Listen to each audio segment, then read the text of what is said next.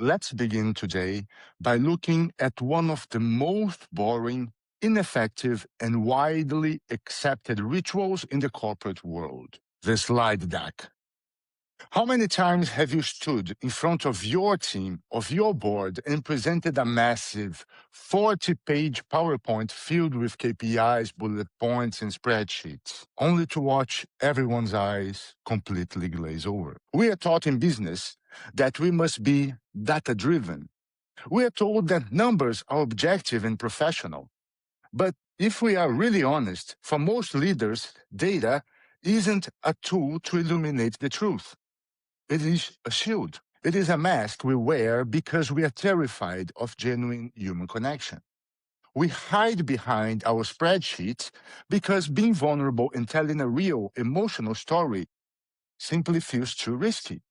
But here's the neurological truth. Human beings do not think in bullet points. They do not remember lists. They think in pictures. And if you're trying to lead people using only data, you aren't leading them. You are just putting them to sleep. Stay with me, because today we are going to learn how to drop the data-driven mask and speak the only language the human brain actually understands.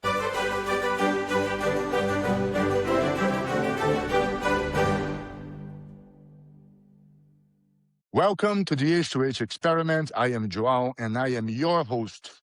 If you're tired of the sterile, robotic corporate playbook and you want to do some deep cognitive surgery on how to actually connect with the people you lead, you have found your home. Today, we have a wildly entertaining and deeply insightful conversation for you with Dr. Danny Brassell, affectionately known around the world as Jim Carrey with a PhD. Danny is a best-selling author of 18 books, a university professor, and a globally recognized authority on leadership, motivation, and communication. Over the past 25 years, he has spoken to over 3,500 audiences worldwide, empowering leaders to transform their boring, data-heavy presentations into powerful business stories that inspire action. In this incredible conversation, Danny and I explore why storytelling is not a soft skill, but the ultimate leadership technology. We are going to deconstruct, one, why facts merely inform, but stories actually transform. Two, the psychology of your audience, why you must learn to speak to both the skeptical Joe Friday and the emotional Julia Roberts in the room. Three, the Monsters, Inc. philosophy, why using fear to motivate your team is a losing game, and why laughter and joy are infinitely more powerful. Four, why sharing your successes on stage isolates you, and why sharing your failures is the ultimate hack for human connection. And finally, five, we will close with the Trader Joe's Catch-up rule, a brilliant, simple framework for getting your team to actually take action. If you want to stop putting your team to sleep and start inspiring them to run through walls for your vision, do not go anywhere. Let's dive into the experiment with Dr. Danny Brassell. Hello, Danny. Welcome to the H2H Thanks so experiment. much for I'm having me, super happy Joel, to and have more you here. importantly, thanks for bringing some joy around the world. We need a lot more of you, my friend. I agree 100% with you. I believe joy and love. Those are the things that we need more. All right. So, Danny, for this conversation that we're going to have, I would like us to approach a topic that I really enjoy talking about, which is storytelling, communication, and how it can be used in a way to bring people together. And there's a first question that I'd like to ask you as an expert in the area. Why so many leaders hide behind the data-driven mask and just don't communicate in the way Well, that people actually having been a understand them? teacher myself, Joel, there's a lot of teachers that think just because they teach, the students learn. And that's what a lot of CEOs and other leaders think, is just because I'm saying it means everybody's absorbing it. Of all people, it was Joseph Stalin who said, "A million dead is a statistic, one dead is a tragedy." Translation: facts tell, but stories sell. Facts inform, stories transform. And so that's really, you can even just go to the Bible. I always laugh. Whenever I read the Bible, I look at Jesus. Jesus was the most frustrated leader in history. He had 12 guys following him around, and they never understood anything he was talking about. And so what he does, he's like, all right, let me tell you a story. And I bet you, Joel, that 9 out of 10 non-Christians are familiar with the story of the Good Samaritan. They're familiar with the story of the prodigal son. They're familiar with the Mm-hmm. story of David and Goliath. But I also bet you 9 out of 10 Christians cannot tell you the 10 commandments. And the reason is the 10 commandments wasn't presented as a story. It was presented as a PowerPoint slide with 10 little bullet points for you to memorize. People don't remember lists, they remember stories because you need to have an emotion involved to whatever you're trying to communicate. No, that's a very good point about Jesus. He was a great storyteller. Absolutely. Mhm. You mentioned about the KPIs and bullet points. Um, I I find this constantly in my daily work. People that are relying on these data sets to be able to communicate, to bring some kind of message to the audience. Do you think it is a conscious choice that they make, that I truly believe that this way I will be able to send out a message, or is it just fear of something else, of something I don't being know if more it's a fear of emotional? being emotional, What but do you I think it's think? a fear of not being understood. They just want to get it done. Oh, this is something I have to do. I look Mm, back at the Vietnam War when Bob McNamara was the Secretary of Defense for President Johnson. He wouldn't say we killed 100,000 Vietnamese today. He'd say we killed the equivalent of this city's population today. And so what's that doing is now the presidents think he's personalizing. He's like, oh my, and he would like use cities in Texas because that's where Johnson was from. He's like, "Oh my gosh, I just killed the same population of Dallas today." That was powerful. It just by doing just that little stroke of how do I personalize this? And so, when I'm working with an engineer that wants to give lots of data and numbers, look at Steve Jobs. I read a lot about Steve Jobs. I would have loved to have known him. He had all of his faults. I mean, all of uh-huh. these super mega leaders always everybody has faults. I have faults.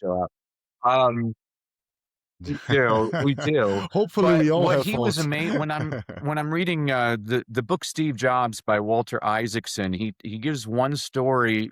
It's from the engineer's point of view, and the engineers were just amazed by his passion. He's like, wait a sec.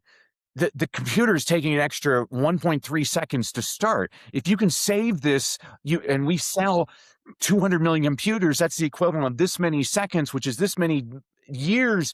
Basically, if you can do this, you're going to save 86 lives today. And now his team, they're like, oh, I'm saving lives. He gave him something different. It's the same as why am I coming up with these examples today? I'm looking at JFK when he was trying to get the space program launched.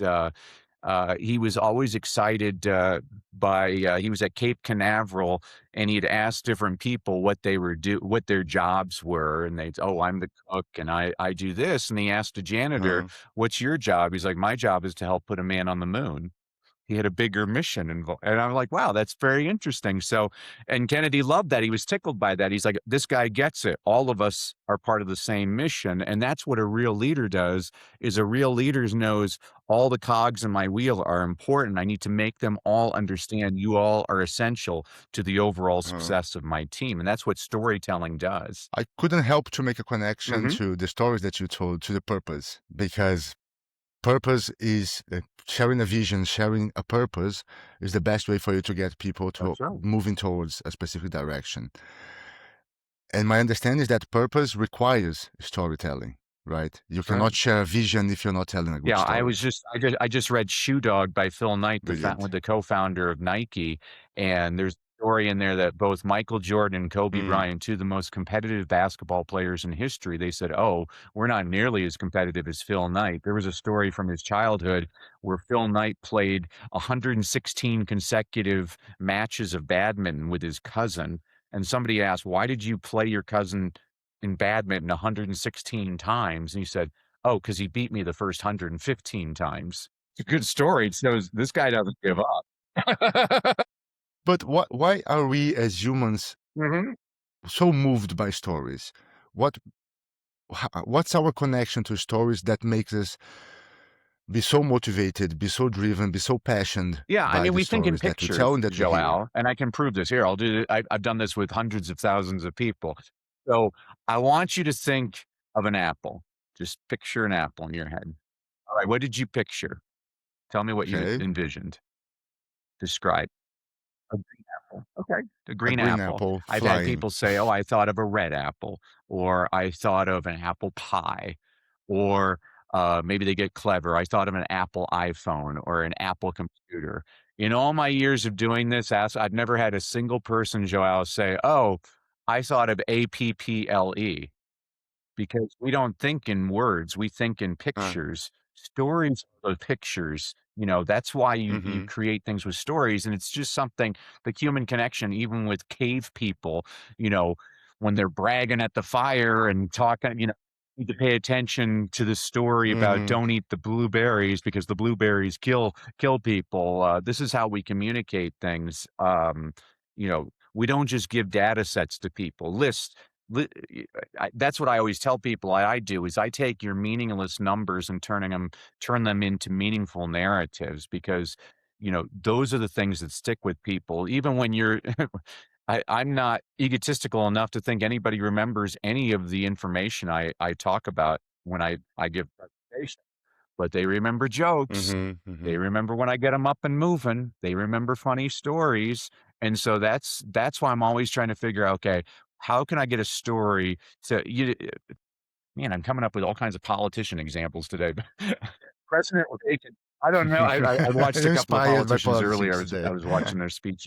I watch speeches all the time, so I'm trying to figure out what people are doing. One of my this has is nothing to do with politics. It's just to do with the speaking style. But President Reagan was really an incredible storyteller, and he did things that were amazing. One of the things he used to do, he was the first president of the United States that when he was giving the State of the Union address to Congress, he didn't talk about healthcare. He'd say, "Oh, it's like Joao Pereira, stand up, Joao," and you're up in the gallery and you wave to everybody and everybody applauds. You go, "Well, he works at the General Motors Mhm, plant in Louisville, Kentucky. He got injured on the job last month and he had to make a decision. Do I go to the hospital and pay for my doctor's bill or do I pay my rent?"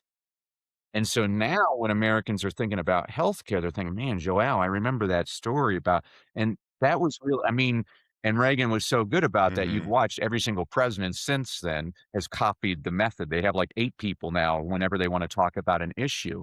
But that's what sticks with people's mind. That's what I'm always trying to get in people's how do I get information to stick? What is it? This is actually one of the best books I've read, is based on Malcolm Gladwell talked about it in The Tipping Point about stickiness, and then Chip and Dan Heath have a wonderful book called Made to Stick. And it's how do you get people to remember mm. information? And one of the points they make, they asked this, have you ever heard that you can see the Great Wall of China from outer space, Joel? Okay. Yeah, it's completely untrue. Yes, You know, the Great Wall is long, but it's not wide. If that's every single highway in exactly. Italy, you'd be able to see that, but for some reason that's stuck in your mind. Have you ever heard that you True? only use 10% of your brain? That's also not true. If that was true, Yes, who I cares think if we you all get have. brain damage as long as it's the 90% that you're not using? But yet, you and I have both thought of those things like, "Oh, I heard that," and it's stuck with me somehow. And so Mhm, the whole point of that book is how do we get people to remember information? And this is why I'm watching all kinds of different presentations. Like I'll watch Shark Tank just to watch pitches. Okay, what was it about the pitch? I used to work in Hollywood with screenwriters, and mhm, I like mhm. to see well, I heard that the pitch to get the movie Alien made, the pitch was it's Jaws in space because the 2 top selling movies at the time were Jaws and Star Wars. So the pitch was Jaws in space. Uh-huh. A three-word pitch got Alien greenlit. That's amazing to me. Or, I'll watch advertisements. De Beers was trying to figure out a way to sell diamond rings, and so in the 1930s, they came up with the ad campaign diamonds are forever. Like before then, people gave any kind Mhm. of ring, but now it's got to be a diamond ring. And that's brilliant. Well, how did they get it? They told a story. And that's what we're always trying to figure out. How do we tell our story so it becomes ingrained and just a part of people? I'm sorry, I get excited about this stuff. That's right. You're clearly passionate about the topic. And that's lovely because it is a wonderful topic to talk about. However, it's not just telling the story. You also need to bring the emotions to it because it's the emotion that creates Correct. Yeah. that So you have to memory, bear with me. right? I'm a former teacher. So everything I do either rhymes or it's alliterative. And so with my clients, I take people through what we call the 5 C. I have two co-founders, Coach Jimmy Hayes Nelson, Dave Ward. I call us the professor, the performer, and the producer because my background's academia. Coach Jimmy was a Broadway actor, and Dave's an attorney. And so we take people through what we call the 5 Cs framework. Those Mm, 5 Cs are before you put together your presentation, you need to have clarity. Once we have clarity, knowing who your audience is and what's the problem that you're solving, then we can get into your presentation, which is to connect with your audience, teach meaningful content that serves them, have one clear call to action, and finally have an emotional close that gets people to jump out of their seats and want to work with you further. So, to address your question, we're working with a woman. All you have to do is I always believe in discretion. I never name any of our clients, so you'll never get that out of me. Talk to Coach Jimmy. He'll name drop mhm, 20 people in the first sentence. It's an thing, and I don't know why he does that, but I believe in discretion. And so we're working with this woman. She's one of the top nutritionists in the world.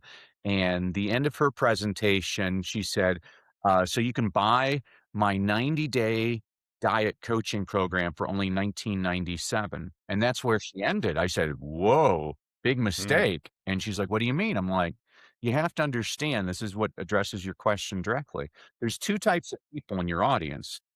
I'm gonna be stereotypical and call them the husband and the wife. So the husband, I call Joe Friday.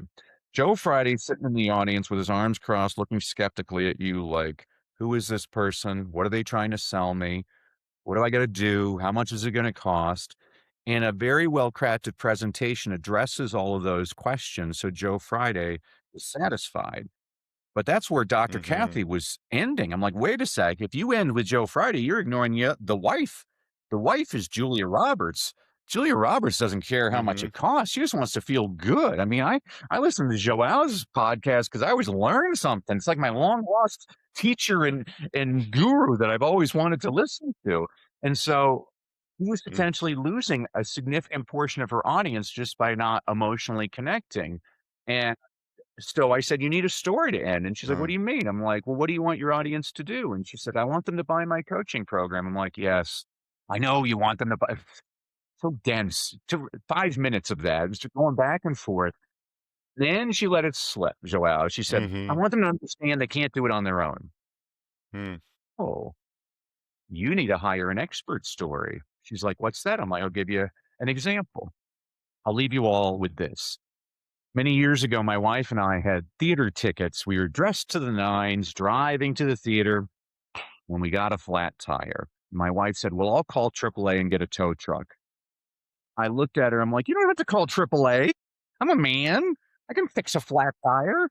So I got out of the car and I opened up the trunk and I got the spare tire and then I got the pumper thing and I got the big jack thing to try and take out the nuts. And basically 27 minutes later, I had grease all over me. I hadn't fixed the flat tire. I looked up, my wife standing beside the mm. car with her arms crossed, shaking her head with an expression like, "I could have married so much better than this." Well, unbeknownst to me, she had called AAA 27 minutes later, or 27 minutes earlier. This tow truck shows up, Mm. and this 17-year-old punk kid hops out of the tow truck and proceeds to fix my flat tire in 3 minutes flat. I think there are times in life when all of us think we can do it on our own, but if you want to save time, save money, you want to save a whole lot of headache and embarrassment, you hire an expert. And so what I've just demonstrated to Dr. Kathy is we just used a story that has nothing to do with your actual product, which is your diet program. But what we've implanted in your audience's minds is a story that's metaphorical. It says, wait a sec, I've tried lots of diets in the past and none of them seem to work. Dr. Kathy knows what she's talking about. Maybe I should hire her to do it was make that one adjustment to her presentation. She increased her sales 34% overnight just with that. we still aren't done with her. I mean, that alone. But that's people always ask me, what makes a great storyteller? I'm like, I'll tell you the difference between a good storyteller and a great storyteller. Good storytellers tell stories. Great storytellers tell stories with intention. How do I get take the next step with me? And that's the only way I evaluate the effectiveness of our clients. They'll come up and say, "Hey, I got a standing ovation." I'm like, "Good for you." Or they'll say, "People think I'm a really good speaker." I'm like, "That's wonderful." The only way I evaluate your effectiveness is how many people in your audience decide to take the next step. Now, it can be an unpaid next step, like subscribe to my podcast, or more typically, it's a paid Mm-hmm, next step, mm-hmm. like buy my product or invest in my coaching program. I want you to move hearts. Don't get me wrong, but I also want you to move the needle because you're also running a business. So that's a very long answer to your short question. So how many leaders or people in general have you been able to help in That's a a great. well-crafted story? Because We've been that's a doing work that you this. do for Well, how long? we've been working together for the last 3 years. I've been coaching people for the last 10. I actually didn't want to coach people for when people started asking me to coach them. I kept on saying no, no, because you need to know this about me. I'm obsessive compulsive, Joe. I will not let you fail. I will be on your back, holding you Mm, accountable. This is what made me have to leave teaching because when I see a person that's not motivated, it drives me crazy. I will push you, and I want to do that. I actually, I mean, several thousand at this point. We kind of go in. It's interesting how, at one point we were working with tons of Olympic athletes that wanted to be speaking on stages. At another point, we were working a lot in the health and fitness industry.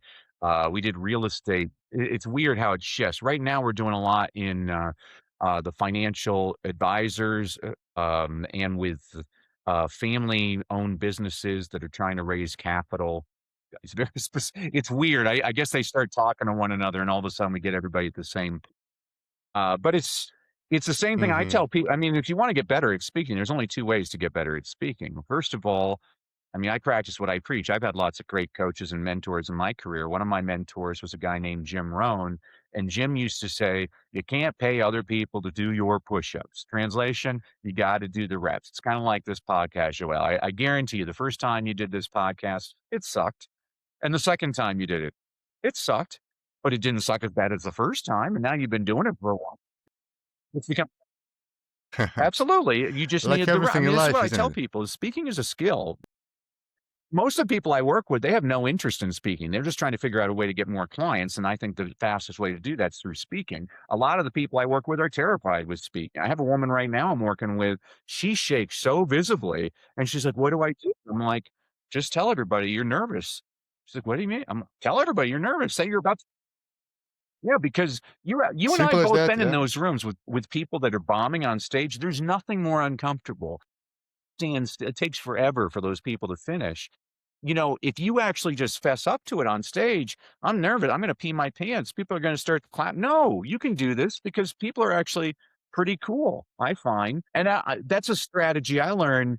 Okay, so the first way you get better at speaking is you do your reps. The second way is you watch lots of speakers. I mean, I watch 10 speakers a day. I watch politicians. I watch televangelists. I watch comedians.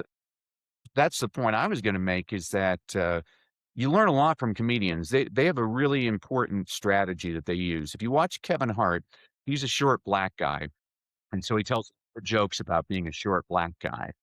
If you watch, Jim Gaffigan, he's a big fat white guy, so he tells a lot of jokes about being a big fat white guy.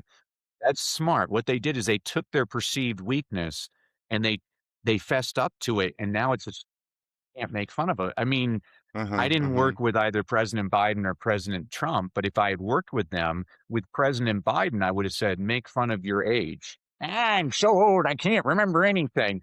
What people would do then is they'd be like, "Oh, Joe, he's like grandpa. He's forgetful. It's not an issue anymore." If I was working with President Trump, I'd say, "Make fun of your Uh-huh. humility." "Nobody is humbler than me. I'm the most humble person on the Mm. planet." I mean, when you take your perceived weakness and make fun of yourself, people relate to that. People don't relate to people that can't laugh at themselves. And that's why I'm different than a lot of these coaches out there, is I believe in the power of laughter over sadness. Most people will say, "Oh, if you really want to connect Mm. with your audience, Yeah, talk about the most tragic moment of your life. I mean, there's 3 reasons why I don't do that, Joel. I Mm-hmm. mean, first of all, the world just survived a global pandemic. Everybody's had bad stuff happen to them. I don't think we need more sad stories. I think we need more uplifting and happy stories. Second of all, with my clients, I'm teaching them how to create True. what I call a well-crafted story. Politicians call it a stump speech. I've heard people call it a signature talk. You can call it peanut butter and jelly. Doesn't matter what you call it. This is a speech that you're going to deliver again and again, and it becomes so natural. It's like the Lord's Prayer, or the national anthem. You don't have to think about it. Do you really want to relive the worst experience of your life again and again? I'm trying to get people comfortable on stage. I mean, I have a friend, his daughter was killed in a school shooting. He's told that story over 1,000 times. I mean, you got to be stronger than me to talk about the worst day of your life. I mean, I don't know how he does that. And then third, I have one basic objective when I'm on stage. I want you to leave feeling better than when you came in. I want you laughing, smiling, happy. I think there's something admirable about that as a basic objective. I believe that people tell the same sad story Of again and course. again. By Of the course. 20th time they're telling it, now those are crocodile tears. Now they're being manipulative. And I'm not saying it's not an effective sales strategy. It's actually a very effective sales strategy. But I personally don't want to have to take a shower once I get off stage Mm-hmm. because I just manipulated my audience. There are ethical ways to get people to want to do business with you. And I'll show you because I'm the professor. I like to give research. All you have to do is watch the movies Monsters Inc. to prove the point. In Monsters, Inc., learn that laughter is much more Mm-hmm. powerful than fear. And most people like to use that fear factor. I'm like, I don't think people need Yeah. fear. I think they need hope. Most people treat silence like a vacuum that will suck the authority right out of a room. We fill it with ums and ahs and corporate buzzwords because we're terrified of the void. But silence is not empty. It's where your leadership actually lives. In my book, Shut Up and Feel, I break down the anti-technique for human-to-human communication. It's a guide for leaders who are done with the masks and ready for the truth. We explore why your vulnerability is your greatest competitive advantage and how to command any room, not by talking louder, but by being more present. The world doesn't need another polished presenter. It needs a human. Search for Shut Up and Feel on Amazon, or just click in the link in the description of this episode. Hmm. Just think about the frequency of emotions. The best emotions, they have higher frequency. The bad emotions, let's call it this way. I don't like to call emotions bad because they all have a purpose, but let's call it lower level emotions, they have a low frequency. You mentioned about helping people feel comfortable in stage, or in front of an audience in general. How do you feel about memorized scripts Well, you can memorize. I in a mean, I speech? always tell people I've actually never written a speech in my life. What I do is I just illegally download images off of Google, put them in a PowerPoint, and then those pictures guide me on where I'm going to go in my presentation. Because if I'm memorizing word for word, I'm going to get stuck on words. I don't want to get stuck on words. I want to get stuck on broad points like this would do. Um, Mm-hmm. I shouldn't say that because some people are comfortable doing that, but I'll tell you that the best speakers, they still use notes. You don't think that Berlusconi, when he's giving a presentation to the Italian parliament, he doesn't have those little cheat screens in front of him with his, it's not coming off the top of his head. Guy, Mm-hmm. there's no way he could do that.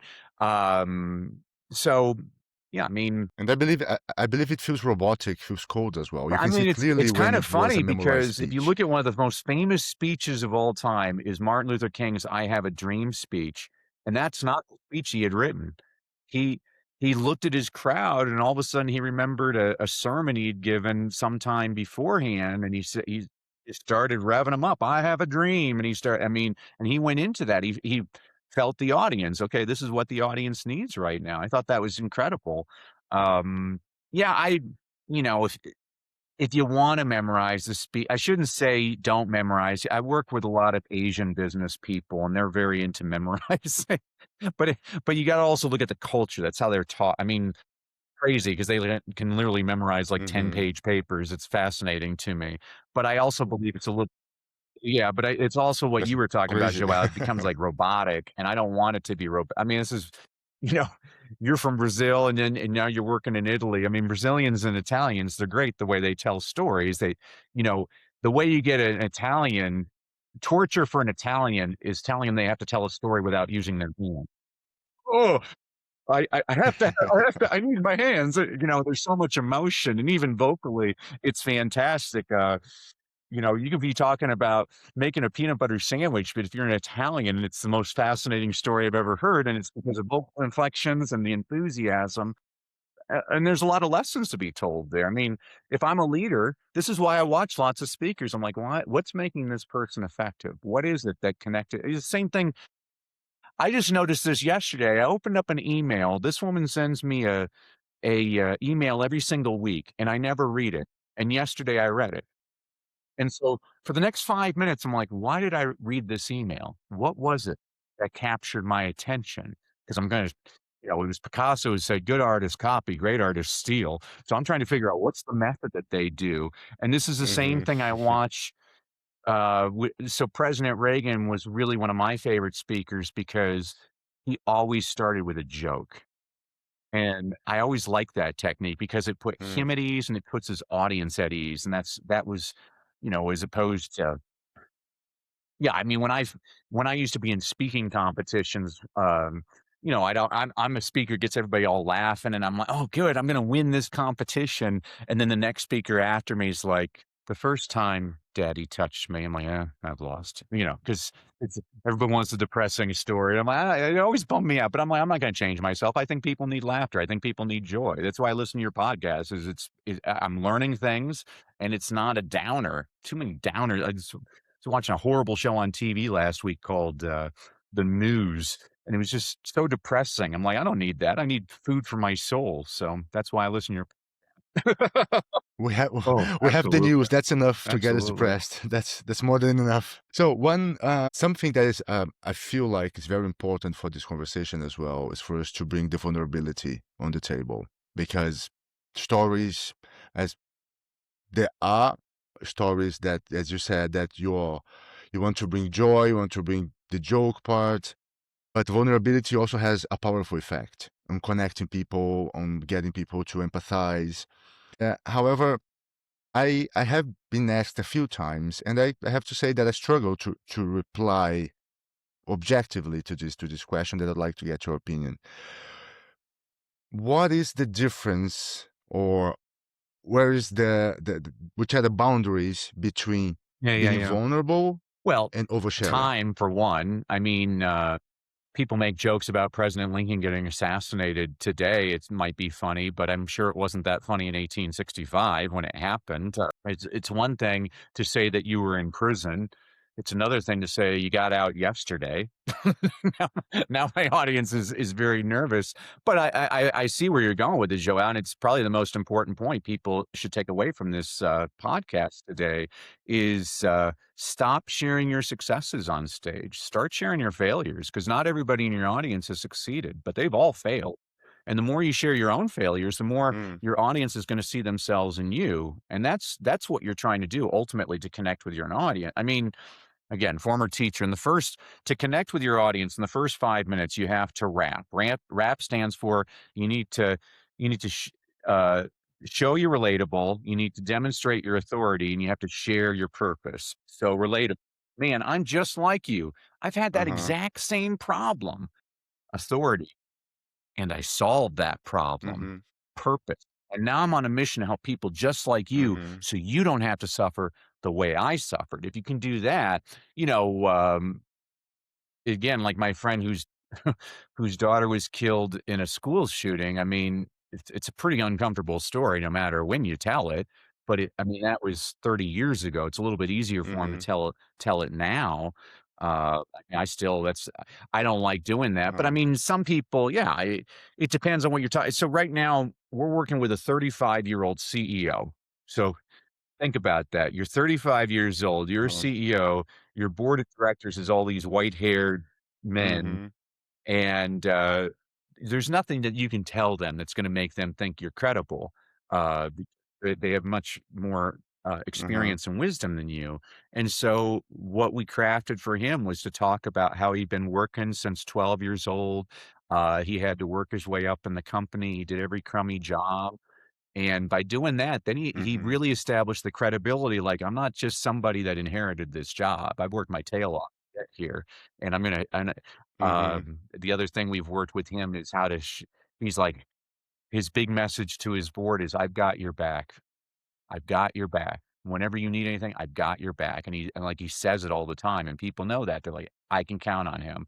That's what we worked on. So vulnerability is very important. The oversharing, if you're not over it, then it's not something you should be sharing with your audience at all.